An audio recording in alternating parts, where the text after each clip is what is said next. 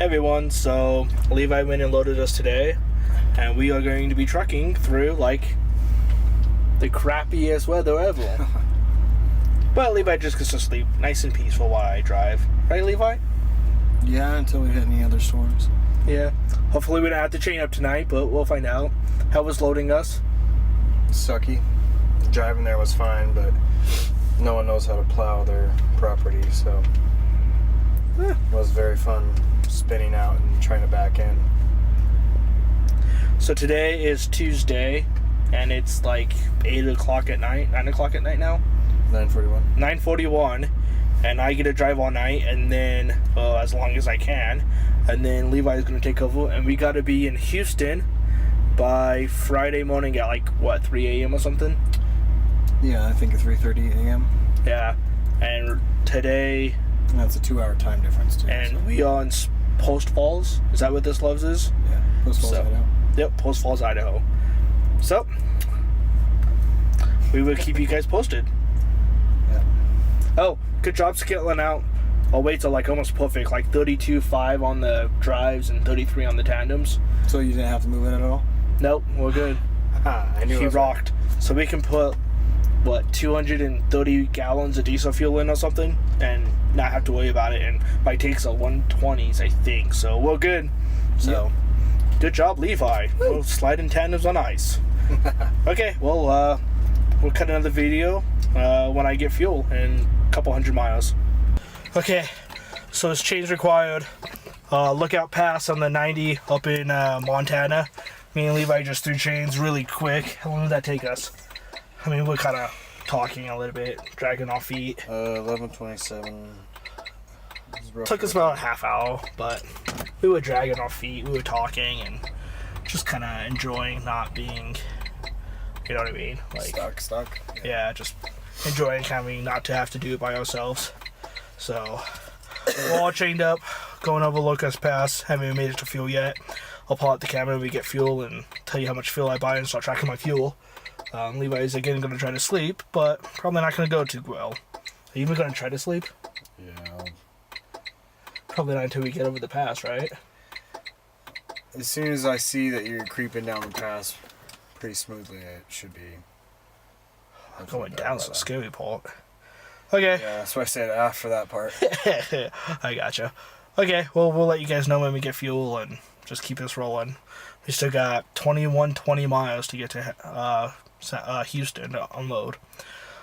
So, not going to get many miles tonight, but we're working on it. Hey, Levi's asleep. I just unchained. The road still look like it's snowing, but it's not nearly as bad. Levi's sleeping. We are at 81 miles left.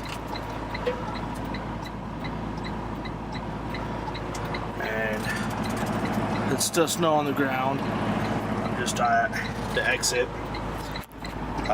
We got 30 more miles or something, then we hit the truck stop to get some fuel. I'm in Superior, Montana now. Just got fuel, 185 gallons. So I'm gonna track my fuel, let you guys know how it goes. Got 2,064 miles left. It's 2:35 a.m. at home. So I gotta truck out another like 4.5, 5.5, 6 hours, something like that. So I'm on the 90 and there's a storm moving across the top that I'm trying to outrun.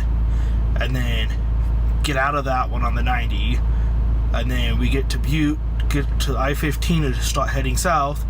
And we've got to get down past that before the other big storm comes that's coming through Idaho. So trying to outrun storms this time, which is awful. I just put 1,700 pounds on my drive, so I'm right at 34,000 pounds now, which is really nice because it's still snowing. And I'm kind of nervous now because I got to get out of this truck stop, go down this slight hill, and I couldn't use my jakes really at all when I was coming off the off-ramp because it was slick because I haven't plowed it. So I got to come down, which isn't that bad, I'll be fine. But what I'm worried about is I got to make a U-turn and then go up the off ramp, make a U-turn to go up the off ramp, and then I gotta pull that, which I don't know if they plowed it or not, and there's trucks on the side, so I'm worried that if I spin out, start to spin out, I got nowhere to go, which means I'm gonna have to rechain if I can't make it up this little tiny off ramp. So I'm really hoping I can get up it.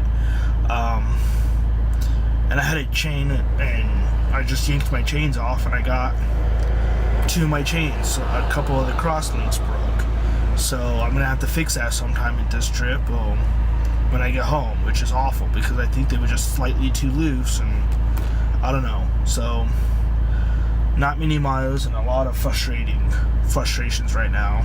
So I'm just gonna keep trucking and hope things kind of turn out a little better, but at least I got my chains off, and I'm hoping that I can do a little bit better on time now.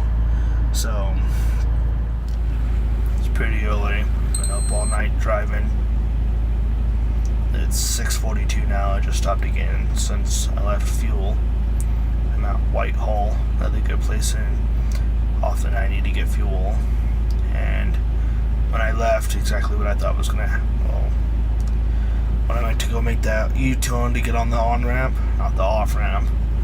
That's what I said earlier, my bad.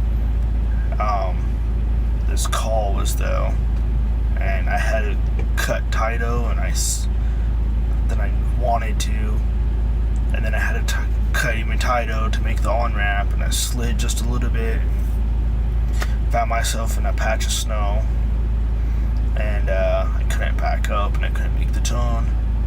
And I couldn't turn my wheel to the left to get back on the main road, and I ended up locking in the diff, backing up just a little bit somehow, I don't know how, and then just got just a little bit of speed and just was able to drive a little bit through the drift of snow and get back on the main road, like not the interstate but the main road. And I got turned around and came at the on-ramp the other way and was able to manage to get on.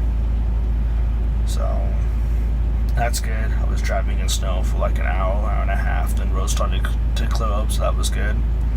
And then we was gonna hit I-15 to go down to Utah, that way to Texas, Wyoming, go to Moab, and I think we are going to stay on the 90 all the way to Billings and head south on the 90 and then the 25. So we missed the storm, but we're trying to outrun it. If the storm hits us on the 25 at a higher elevation with the wind in Wyoming, we'll be so screwed. But if we can outrun it, then we'll do real good.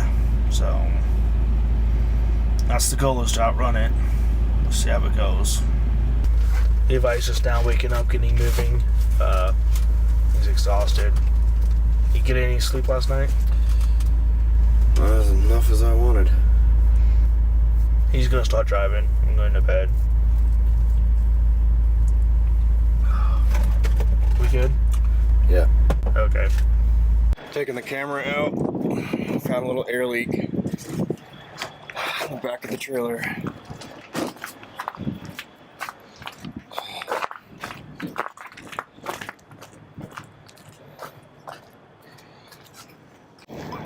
Is it on? Yep.